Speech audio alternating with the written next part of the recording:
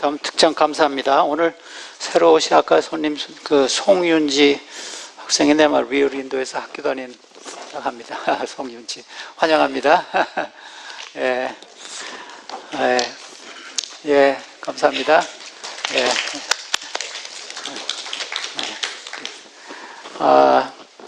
제가요 보통 여행하고 오면 사람들이 여행 이야기 많이 하는데 저는 그런 거 아닙니다. 사석에서는 하죠. 할 얘기가 많지만 근데 한 가지만 하겠어요. 왜냐하면 여행을 가는데 제가 우리 남가주의 남장로님이 미래 여행사를 운영하는데 아주 잘하세요. 잘하시는데 사람들이 처음에 비행기를 우리 교인들이 한 10명 이상 가고 천주교 한 부부, 그 다음에 개신교 한 부부 이렇게 섞여서 갔습니다. 근데 제가 짐 얘기를 좀 해야 되겠어요.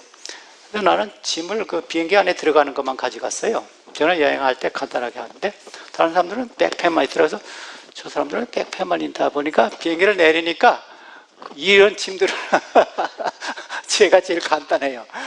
그래서 저는 아주 쉽게 여행을 하는데 다른 분들은 짐 때문에 고생들을 하고 막 제가 그래서 많이 도와줬습니다. 저는 짐이 간단하니까. 그리고 날아옮길 때마다 저는 카이스트에서 이렇게 탁탁 해가지고 표가 나오는데 이 사람들은 짐이 있기 때문에 서가지고 그래서 제가 무슨 생각을 했냐면요, 우리가 하늘나라 여행할 때 참 간단하게 하는 게 참 좋겠다.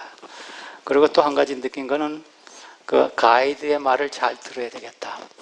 어떤 사람들은 가이드 말 안 들었다가 굉장히 낭패를 당하고 가이드가 거기 가지 말라 하면 가지 않아야 돼요. 어떤 사람은 갔다가 우리 일행 중에는 안 그랬지만 다 뺏겼대요. 그리고 속옷만 남겨두고 그런 사람도 있고, 또 가이드가 시계 가져가지 않으면 좋겠다는데 괜찮아요. 저는 뭐 괜찮아요. 그러더니 가져갔다가 올 때는 뺏겼대요. 그래서 우리가 하늘로로 지금 여행 가잖아요. 가이드는 예수님이십니다. 이 말씀입니다. 이거를 잘 순종하면 아무 문제가 없는데, 그래서 성경에도 그런 말씀이 있어요. 우리가 하늘나라 갈 때 히브리 12장 1절에 보면요, 이런 말씀이 있습니다. 히브리 11장은 믿음의 노독들의 이야기가 쭉 나오죠. 아브라함, 에녹 쭉 나온 다음에 이게 결론입니다. 이러므로 이게 11장에 넣어야 되는 건데 어떻게 12장에 넣었어요? 이러므로 하는 거는 결론입니다. 이 사람들이요 다 이러므로 이렇게 왔는데 우리에게 구름같이 둘러싼 허다한 증인들이 있으니 하늘에서 우리를 지금 쳐다봅니다. 천사들이 모든 무거운 것과 얼매이 시기운 죄를 벗어버리고 인내로서 우리 앞에 당한 경주를 하자. 이것이 믿음의 용사들의 하는 겁니다. 죄를 벗어버린다는 것은 좀 이해가 가요. 근데 무거운 것과 생활 속에 무거운 것들이 많이 있습니다. 여러분들이 시간을 좀 많이 낭비하는 거, 그 다음에 자기 취미 생활에 너무 치중하는 거, 이것도 죄는 아니지만 좀 무거운 것 같아요. 우리 뭐 여러 가지가 있습니다. 그래서 우리가 지금 여행하는 중에 있는데 이런 것들을 좀 이렇게 없애는 게 좋겠다. 여행할 때 뭐 짐을 많이 가져가면 도적지에 도착할 수는 있어요. 그러나 얼마나 힘들어요. 좀 그걸 제거해야 돼요. 또 우리 생활 속에서 비일이 많은 거, 이것도 좀 무거운 것 같아요. 그래서 그런 것도 좀 줄이고, 그래서 하늘 여행하는데 좀 저같이 1등석에 좀 타고 가세요. 하나님께서 주신 것 같은데 제가 4시간 동안 편하게 가는데 참 무거운 것, 죄는 물론 없애버리지만 우리에게 얼매이는 이런 모든 것을 좀 이렇게 벗어버리고, 이걸 경주해야 되는데 무거운 것 들고 경주하면 어떻습니까? 경주하는 사람들은 될 수 있으면 가볍게 해요. 그래서 경주라는 말을 썼습니다. 우리 신앙생활도 경주하는 겁니다. 그래서 여러분들이 좀 가볍게 하시고 우리 하늘 가나안으로 가셔야 합니다. 그렇지 않으면 참 힘들어요. 그래서 저 스폴전이라는 사람이 이렇게 얘기했어요.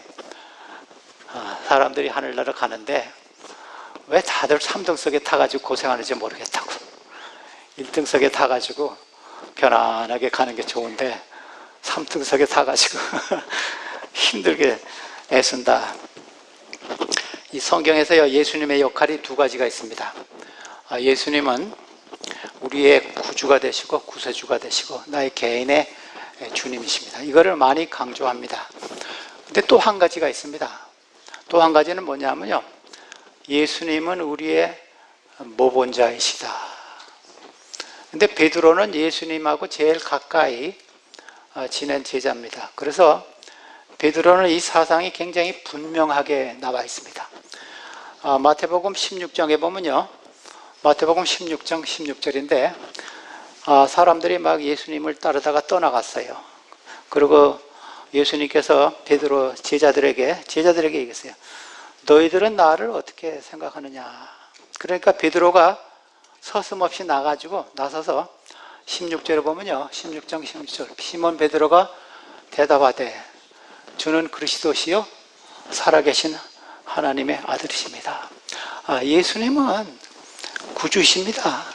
메시아입니다. 내가 이것을 믿습니다. 그래서 예수님의 그 메시아성, 구주임을 베드로는 확실하게 깨달았습니다. 근데 베드로전서 2장에서는요, 다른 면을 나타냈어요. 다른 면을.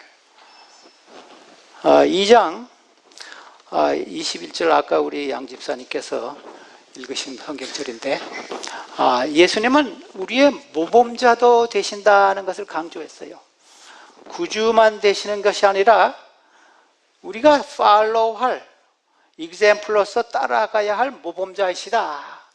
이를 위하여 너희가 부르심을 받았더니 그리스도께서 너희를 위하여 고난을 받아서 너희에게 본을 끼쳐 그 자취를 따라오게 하려 하십니다. You should follow in his steps. 우리는 모범자이신 예수님을 따라가야 돼. 그래서 어떻게 보면요, 예수님은 우리의 구주시다, 이런 거는 칭의의 관계가 됩니다. 칭의라는 말 들었죠? 그리고 이 모범자라는 것은 성화의 관계가 됩니다. 예수님은 우리의 구세주이니까 이제는 어떻게 해요? 예수님을 따라가야 되겠다.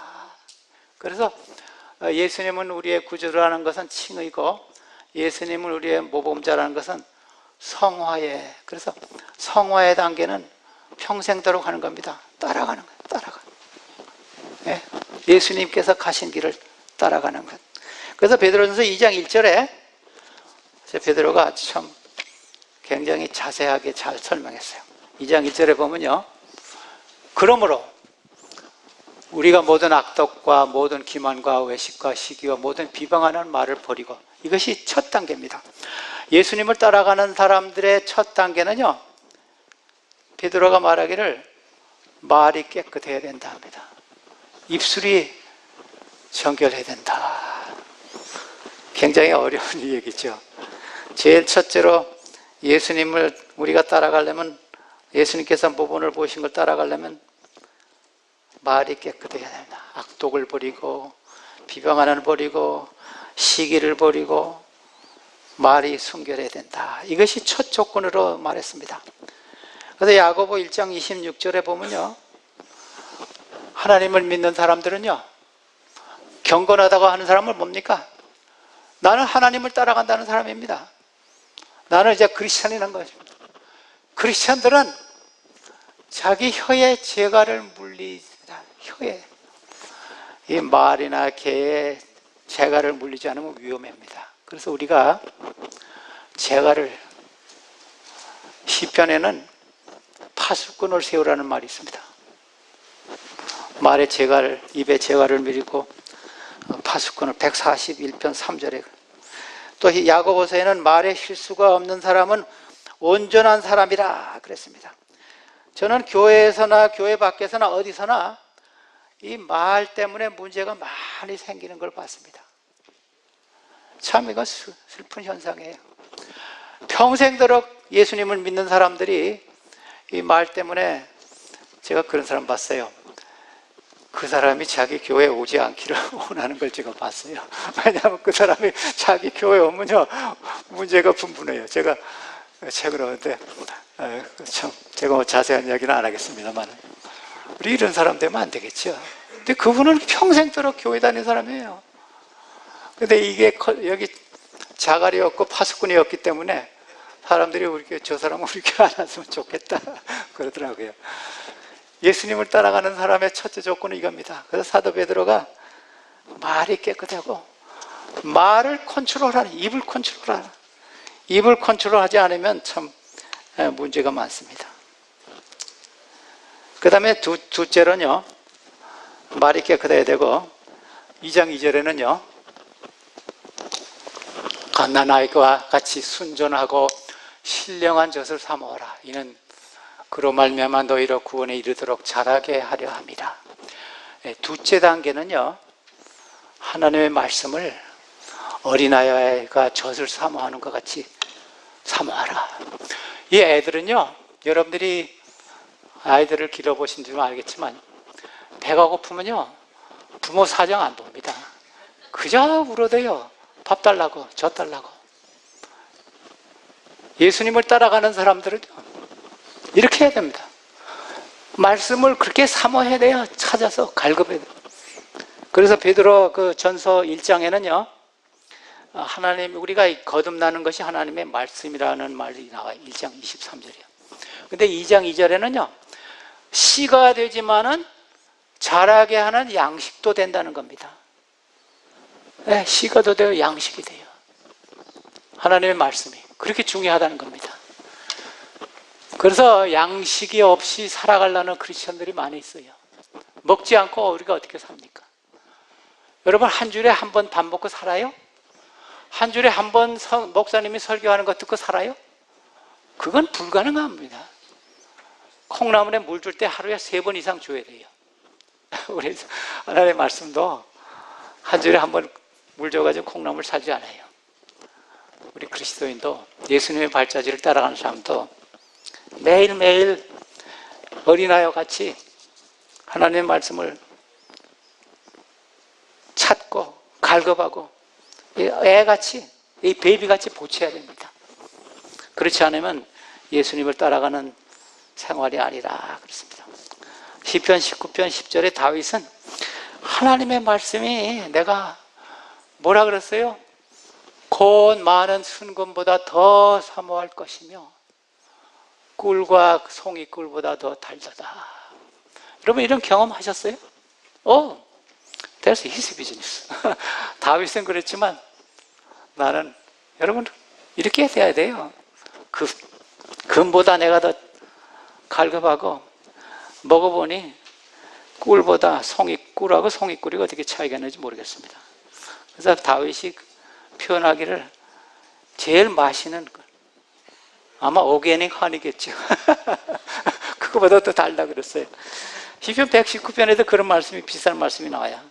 그래서 참 우리가 이런 경험이 있어야 합니다. 예수님을 따라가는 사람들은 말씀이 진짜 달고, 우리 목사님은 그러겠지만 나는 안 그래요. 그러지 마세요. 송이꿀보다 달다. 근데요, 성경에서 많은 우리의 믿음의 조상들이 그랬습니다. 욥도 그랬어요. 욥도 뭐라 그랬냐면요, 내가 음식보다 하나님의 말씀을 더 좋아한다 그랬어요. 욥기 23장 12절입니다. 내가 일정한 먹는 음식보다 하나님의 말씀을 더 귀하게 여겼다.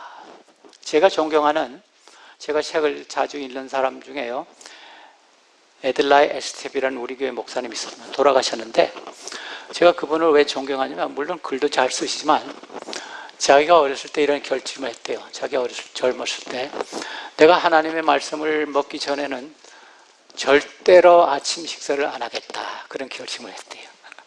그래서 그거를 한 30년 이상 지켰대요. 손님이 올 때나 여행을 할 때나 이물저시가 날 때나.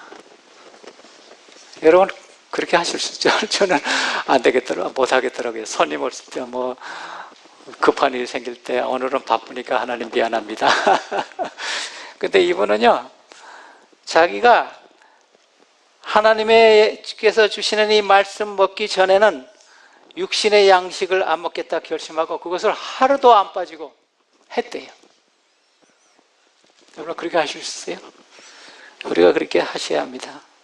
하나님의 말씀이 진짜 맛이 있고 달고 욥처럼 음식. 그 다음에 셋째로요, 베드로전서 2장 10절하고 11절에 보면요, 또 이상한 말을 했어요. 예수님을 따라가는 사람은요, 내가 전에는 백성이 아니더니 이제는 하나님의 백성이요, 전에는 긍휼을 얻지 못하더니 이제는 긍휼을 얻은 자니라. 네. 사랑하는 자들아, 거류민과 나그네 같은 너희를 권하노니 내 영혼을 거슬려 쌓는 육체의 정욕을 제거하라. 예수님을 따라가는 사람은요, 거류민과 나그네 같은 생활을 하는 사람입니다. 이게 foreigners and the exile 또는 strangers 또는 pilgrim 그런 말을 했어요. 우리는 이 세상이 고향이 아닙니다. 많은 사람들이 이 세상을 고향처럼 살아갑니다. 하나님의 백성들은요, 하늘나라가 우리의 고향입니다. 이 세상에서는 여행자같이 하늘 본향을 해서 가는 사람처럼 살아야 된다. 여러분 그렇게 사십니까? 우리의 하늘나라가 우리 고향처럼 살아요? 우리 재림 신도들의 가장 큰 문제가 뭔지 아십니까? 제 생각에는요, 이름은 재림 신도라고 하면서 재림 신도같이 살지 않는 게 큰 문제예요. 이름은 우리 재림 신도입니다. 옛날에는 안식일교회라 그랬지만 이제는 재림 신도라 그래요. 근데 이름은 재림 신도인데 나그네 같이 살아가지 않아요. 우리의 본향은 하늘에 있다는 것 같이 살지 않고 참 세상이 편하구나. 그래서 어쩌면 제가 어떤 목사님하고 최근에 대화했는데 그분이 어느 교회 가서 재림 설교를 하니까 끊어고 나서 장로님이 예수님 재림이 그렇게 급해가 와요? 그러니까 뭐냐면 자기는 편하게 잘 살고 있는데 디스터브 되는 거예요. 디스터브. 마음이 혼란한 거예요. 안 들었으면 좋겠는데 왜 그 설교를 하냐 이거예요. 그래서 이 나그네 같이 살아라. 우리가 목적 없이 가는 사람은 방랑자입니다. 우리는 방랑자가 아니에요. 우리는 순례자입니다. 목적지를 향해 가는 순례자예요. 우리에게는 갈 본향이 있어요. 여러분 참 우리 생활 속에서 생활 태도로서 그걸 그렇게 보여야 돼요. 이름만 재림교인으로 하셔는 안 됩니다. 저는 성경에서요, 야곱이 그 바로를 만났습니다. 애굽의 바로왕을 요셉을 만나러서 왔어요. 와가지고 바로를 만났어요. 만나가지고 왕이 야곱한테 야곱이죠. 당신 연세가 어떻게 되십니까? 물었어요. 요셉 말은 How old are you? 그러니까 야곱이 창세기 37장 9절에 보면요, 참 재미있는 말 했어요. 야곱이 바로에게 이르되 내 나그네의 길의 세월이 130년이다. 내 나이가 얼마 못되니 우리 조상의 나그네 길에 연조에 미치지 못하니 험악한 세월을 보내노라. 여러분들에게 나이가 몇이세요? 그러면요, 이렇게 대답하셔야 돼요. 어떻게 돼요? 나는 나그네입니다. 험한 나그네 길을 해왔습니다. 나는 나이가 이제 60입니다. 우리 조상들이 다 그렇게 했다 그랬어요. 자기 앞에 있는 조상들도 그렇게 하고 자기도 그렇게 하고. 아마 제 생각에는요, 바로에게 전도하려고 이렇게 한 것 같아요. 뭐 이렇다고 꼭 여러분들 말할 때 이렇게 막 대답하라는 건 아니지만 전도하려고. 바로 너는 편안하게 지금 잘 지내지? 나는 내 고향은 애굽이 아니다. 하늘나라다. 이거 지금 말하는 겁니다. 우리도 그런 생활을 하시고 그렇게 말을 해야 돼요. 그런 태도를 해야 돼요. 이 세상은 우리의 본향이 아닙니다. 여러분, 그래서 제가요, 저는 538장 이거 참 좋아합니다. 여러분 538장 아세요? 우리 즐거운 노래 같이 부르세. 1절만 부를까요? 538장 다 아시는 거니까 그냥 피아노 반주에 따라서 1절만 불러봅시다. 우리 본향가는 참입니다. 538장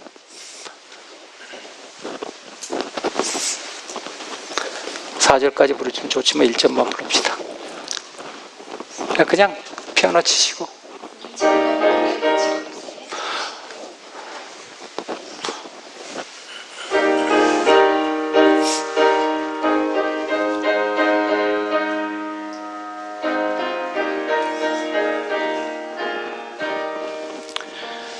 우리 즐거운 노래 같이 부르세.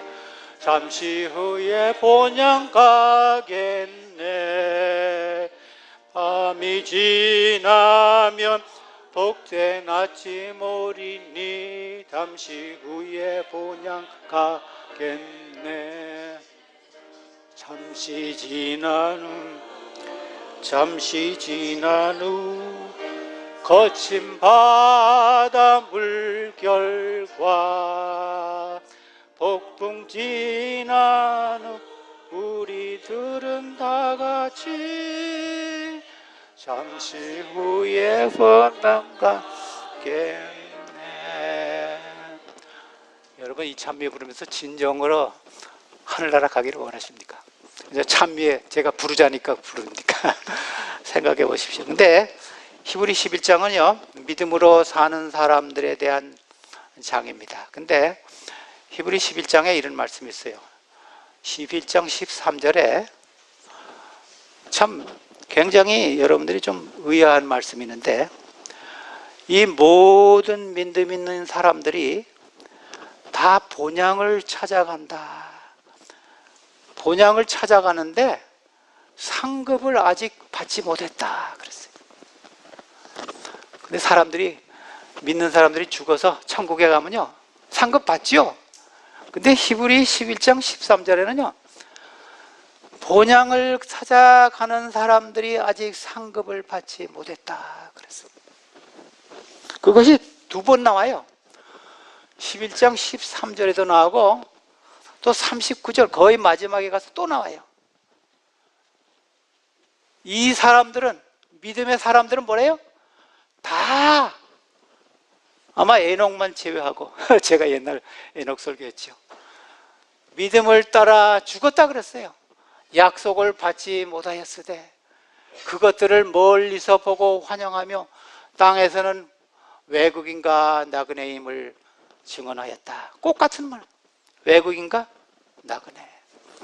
우리 본향가는 순례자라 그랬어요. 39절에도 그런 꼭 같은 말씀이 나와요. 이 세상은 우리의 나라가 아니기 때문에 베드로는요 하나님의 백성들은 사단의 지배하에 있는 이 나라에서 박해와 어려움이 있을 것이라는 말을 또 했습니다. 왜냐하면 이 세상은 우리 세상이 아니기 때문에 그리스도인들에게 잘하지 않아요. 그래서 베드로전서 2장 20절에 보면요 어려움이 있겠다 그랬어요.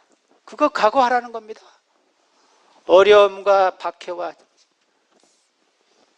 죄가 있어 매를 맞으면 맺고 참으면 무슨 칭찬이 있으리요. 그러나 선을 행함으로 고난을 받고 참으면 이는 하나님 앞에 아름다움이라. 베드로는요 솔직했어요. 요새 많은 사람, 목사님들이 강단에서 예수님 믿으면 잘 됩니다, 모든 게 잘 됩니다, 취직도 잘 되고 승진합니다, 돈도 많이 법니다, 캐딜락 타고 다닙니다. No! 그런 얘기 하지 않았어요. 어려움이 있겠다 그랬어요. 그래서 여러분들이 각오하셔야 된다. 참 베드로는 솔직했습니다. 그래서 나라에서도 어려움이 있지만 선량한 시민이 되라. 물론 베드로가요, 사도행전 4장 19절에 보면요, 우리가 하나님을 더 세상보다 존경해야 된다, 그런 말을 하긴 했어요. 5장 16절 2번 말했어요. 그래서 우리가 세상에 살면서 세상의 법을 잘 준수하지만 하나님의 법과 대치될 때는 하나님의 법과 하나님의 명령을 따라야 돼요. 베드로가 그런 말을 했지만 여기서는 우리가 이 세상에서 어려운 일을 당하지만 선량한 국민이 되라, 그런 말을 많이 강조했습니다. 우리가 우리의 최종 우리의 통지자는 하나님이라는 것을 잊지 말라, 그런 의미도 있습니다. 그 다음에 지도자를 존경하라 그랬어요. 베드로전서 2장 17절에 보면요, 지도자를 존경하라.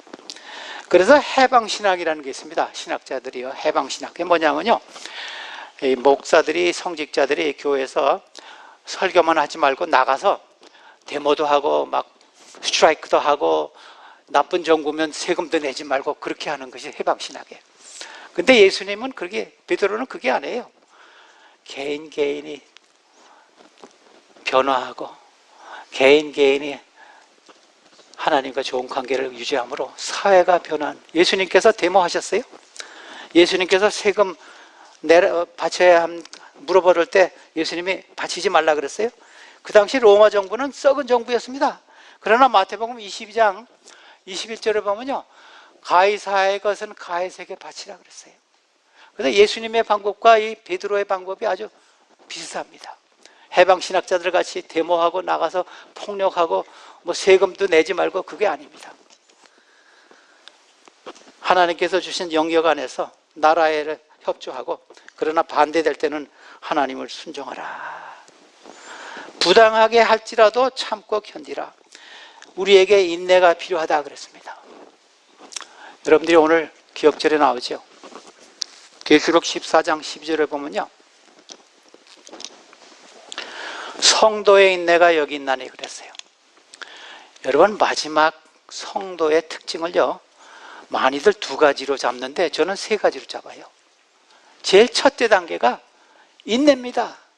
물론 하나님의 계명과 예수님의 증거를 가진 것도 있지만 그것보다도 제일 첫 단계는 참는 겁니다. 참아요. 성도의 인내라 그랬어요.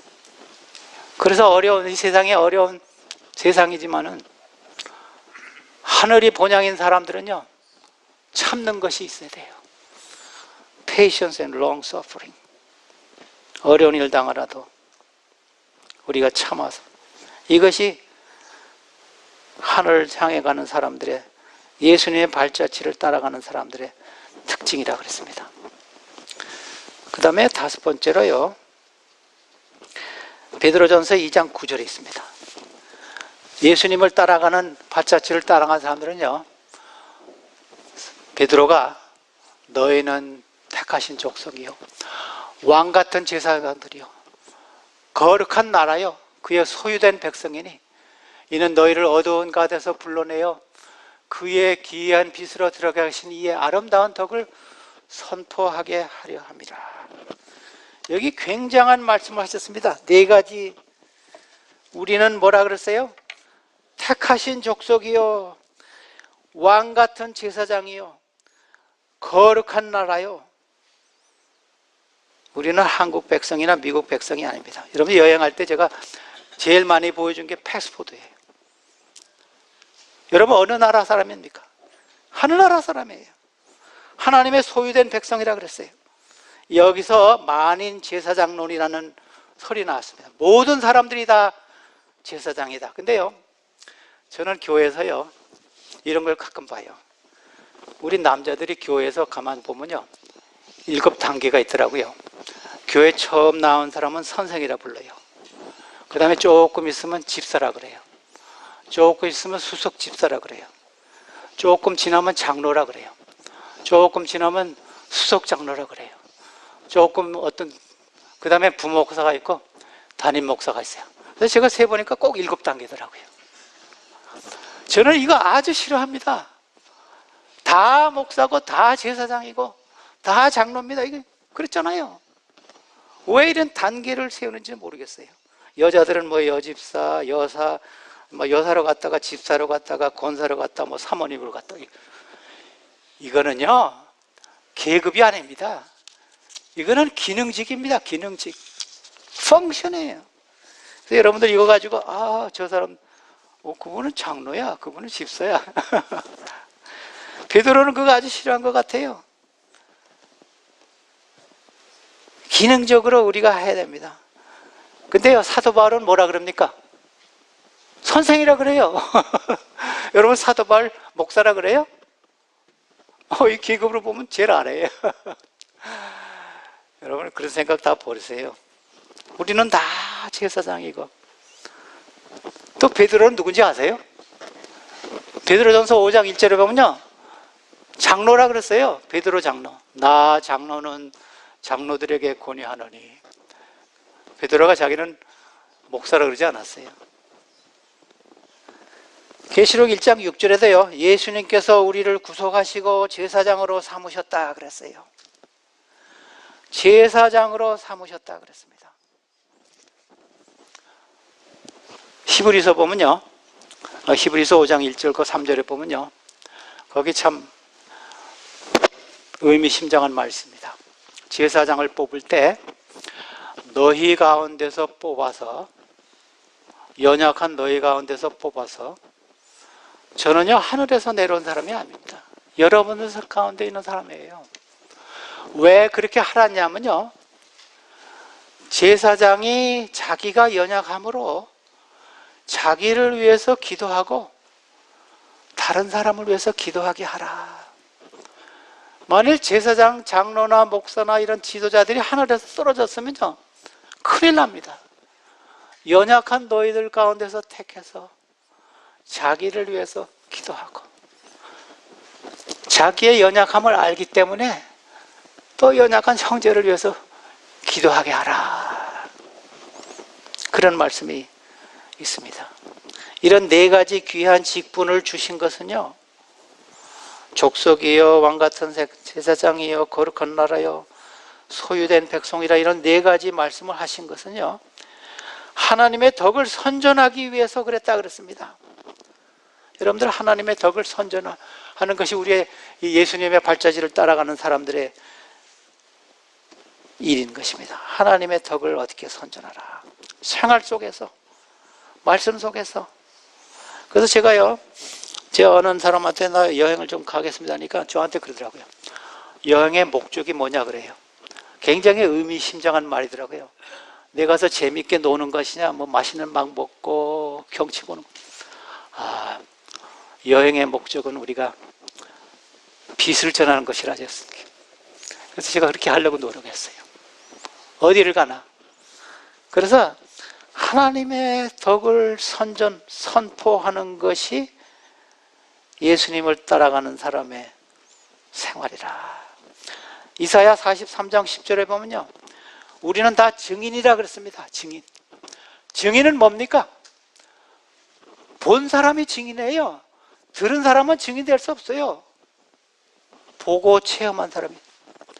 그래서 예수님을 만나고 예수님을 보고 이런 사람이 증인 될 수 있어요. 그렇지 않으면 우리의 증거가 약합니다. 예수님 믿으면 좋다 하더라. 그러면 되겠어요? 아니면 예수님 믿으면 좋다. 어느 게 더 힘이 있습니까? 네. 증인이 그래서 힘 있는 것입니다. 들은 것으로 소용이 없어요. 누가복음 보면요, 누가복음 4장에 보면요, 예수님의 말씀에는 권위가 있었다. 저는 이 말씀을 여러 번 생각해요. 왜 권위가 있었는가? 목소리가 컸는가? 아니면 하늘에서부터 능력이 나와서 예수님 말할 때 빛이 막 나왔는가? No! 예수님의 말씀에는 권위가 있는 것은요, 예수님이 말씀하신 대로 행했기 때문에 그래요. 여러분들이 여러분들이 말할 때 그것을 행하는 것을 전하면요 힘이 있어요. 공부 열심히 하는 학생이 공부 열심히 합시다 하면 말이 되지만, 공부 안 하는 학생이 공부 열심히 합시다. 그럼 말이 안 돼요. 그래서 예수님의 말씀에 힘이 있는 것은요, 예수님이 그것을 신출하셨어요. 그래서요, 저는요, 기별보다도 기별자가 더 중요합니다. 무슨 말씀인지 아세요? 기별보다도 기별자가 더 중요해요. 영어로 하면요, 메시지보다도 메신저가 더 중요합니다. 저는 어떤 사람한테 한 말도 안 했는데 저한테 좋은 말을 하더라고요. 어떤 사람이 저는 한마디 안 했는데 내가 있는 교회 오고 싶대요. 근데 하나님도 그렇게 하신 것 같아요. 여러분 보세요. 호세아 저는 읽을 때마다 항상 질문해요. 왜 호세아에게 하나님께서 너는 저기 음탕한 여자를 취하라 그랬어요? 생활로서 보여주는 것을 이스라엘 백성들에게 기별을 주기 위해서 실제로 호세아에게 하게 한 겁니다. 너희들이 음탕하지만 하나님이 너를 그렇게 사랑하신다. 다 이 선지자들이 그랬어요. 에레미야에는요, 결혼하지 말라 그랬어요. 그거를 하나님께서 메시지를 주기 위해서. 에스겔은 더 무서워요. 하나님께서 내 부인을 죽이겠다 그랬어요. 성경에 나와요. 원하시면 내가 다 드릴게요. 하나님은요, 기별보다도 기별자가 더 중요하다. 이것을 하나님께서 아시는 것입니다. 그래서 생애로서 하나님의 증인이 되기 위해서는, 우리의 말의 능력이 있기 위해서는요, 우리 자체가 변화가 돼야 돼요. 그러니까 말만 하면요, 힘이 없어요. 그래서 예수님께서 우리가 증인이라는 말씀 속에는 참 굉장한 아주 강력한 의미가 있는 것입니다. 봐야 되고 체험해야 되고 알아야 합니다. 듣기나 느낌으로는 되지 않을 겁니다. 그래서 베드로전서 3장 15절에는요, 우리가 어떻게 증거해야 될 것을 조금 자세하게 베드로가 얘기했어요. 너희 마음에 그리스도를 주로 삼아. 첫째 단계입니다. 예수님을 메시아로 우리가 받아들이고 성화되고, 둘째 단계는 어떻게 돼요? 예수님을 받아들이고 거룩하게 되고 우리 속에 소망이 있는 것처럼 살아야 돼요. 재림 교인들은요, 재림 신도같이 살아야 돼요. 그래야 사람들이 물어봐요. 어떻게 그렇게 사십니까? 이 험한 세상에 어떻게 기쁨으로 재림 신도같이 사십니까? 그래야 물어보지, 그렇지 않으면 물어보지 않아요. 그래서 뭐라 그랬어요? 재림의 소망에 관하여 묻는 사람에게 대답할 것은 항상 예비했다가. 항상 예비하셔야 돼요. 그거 잘 모르겠는데요. 제가 목사님한테 물어보고 다음 주에 가르쳐 드릴게요. 그렇게 하면 안 돼요. 항상 예비하였다가 즉시 대답해야 돼요. 여러분, 제가 이런 사람들 많이 봤어요. 안식일 교회에서는 왜 토요일날 교회 가요? 그러면 그때가 호기심이 최고입니다. 그때 제시해야지 제가 연구하고 다음 주에 가르쳐 드리겠습니다. 그러면 안 돼요. 그 다음 주에는 벌써 재미가 없어져요. 아주 좋은 말씀입니다. 항상 예비하였다가 두렵고 떨림으로 사람들에게 가르치라.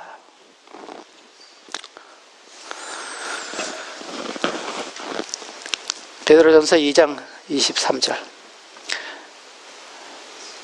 마지막 단계로요, 예수님을 따라가는 사람들은요, 욕을 당하시되 맞대어 욕하지 아니하시고, 예수님의 그 이사야 53장을 지금 인용하는 겁니다. 고난을 당하시되 위협하지 아니하시고 오직 공의로 심판하실 이에게 부탁하시고. 이건 무슨 말이냐 하면요, 재림을 기다리면서 살아라는 겁니다. 오시는 날을 위해서 살아라. 2장 23절에도 여러 번 나와요, 이 말씀이. 그래서 베드로 전후서 전체가 재림에 대한 이야기입니다. 그래서 재림을 기다리면서, 소망, 심판을 기다리면서 오시는 나를 위해서 준비하며 살으라. 이것이 베드로의 그 권면입니다. 6번째 겁니다. 근데요, 그래서 제가 다시 우리가 처음에 예수님의 발자취를 따라가는다. 예수님도 그렇게 했어요. 히브리 12장 2절에 보면 예수님도 앞에 있는 기쁨을 위해서 자기 고난을 참으셨다. 그래서 예수님도 앞에 있는 것을, 그래서 예수님도 어떻게 보면요, 필그림, 순례자 같이 살았어요. 예수님께서 자기가 생애 이 세상에서 짧게 살았어요. 그래서 많은 경우에 예수님께서 내 세상은 이 세상이 아니다, 그런 말씀을 하셨어요. 근데요, 우리가 예수님처럼 살려면요, 예수님께서 하신 것처럼 살려면 어떻게 해요? 이런 책이 있습니다. 여러분들이 그 책 읽어볼지만, 이런 경우에는 예수님께서 어떻게 하셨을까? 그게 책 제목인데, 여러분들이 어떤 경우를 당하면요, 그런 생각을 하세요. 이런 경우에는 예수님께서 어떻게 하셨을까? 제가 이번에 가서 그 여행 중에요, 우리 교인 아는 사람들하고 가는데, 제가 고기를 좀 절제하려고 그러니까 막 먹으라고 야단하더라고요. 근데 나중에 뭐 조금 먹긴 먹었지만요, 어떤 분들은 은퇴 목사님들은 고기 막 먹는다 해서 나는 아직 은퇴 안 했어, 제가 그랬죠. 그래서 제가 그 생각했어요. 예수님께서 그런 경우를 당했으면 어떻게 했을까, 그런 생각을 좀 했어요. 그런데 제가 생각이 났습니다. 예수님에 대해서 잘 알아야 합니다. 그래서 여러분들이요, 사복음 읽으실 때 예수님에 대해서 좀 알아야 돼요. 겸손하시고 동정이 많으시고 불쌍히 여기시고 희생하시고 친절하시고 이런 거를 자꾸 알아야 예수님께서 하신 것을 우리가 할 수가 있어요. 그래서 마태복음 11장 29절에 보면요, 나에게서 배우라. 나는 겸손하니. 예수님의 겸손, 예수님의 재치, 예수님의 희생, 이거를 많이 배우면요, 이런 경우에 예수님께서 어떻게 하셨을까? 대답이 곧 나와요. 그렇지 않은 사람이 그런 질문하면 대답이 안 나옵니다. 그래서 여러분들에게 결론적으로 말씀드린 것은요, 예수님의 생애, 예수님의 성품, 예수님의 발자취, 이것을 많이 생각하고 연구하심으로 이런 경우에는 예수님께서 어떻게 하셨을까 할 때 그 대답이 나올 것입니다. 사랑하는 우리 그렇게 하시는 노을숲의 교우 여러분 되시기를 간절히 바라는 바입니다.